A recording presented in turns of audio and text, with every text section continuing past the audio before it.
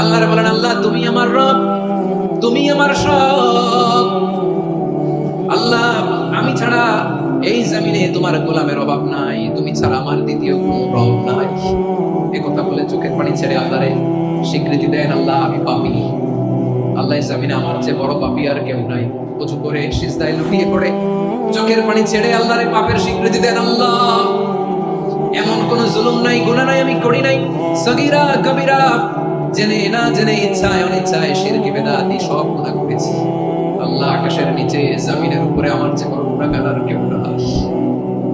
চোখের পানি ছেড়ে আল্লাহরে বলেন, আল্লাহ আমি ছাড়া তোমার গোলামের অভাব নাই, তুমি ছাড়া আমার দ্বিতীয় কোনো রব নাই, তুমি ছাড়া তো কেউ আমার গুনাহ ক্ষমা করার নাই, তুমি আমার রব, তুমি আমার সব। বলতে পারবেন এই তাকরীর আমার পটুয়াখালী থেকে, এই স্বীকৃতিটা দেখতে আল্লাহ বড় ভালোবাসেন। কারণ আমরা সবাই গুনাহগার, আমরা সবাই কি বিশ্বনবী কুল্লুকুম খাত্তাউন, বাবানি আদম তোমরা সবাই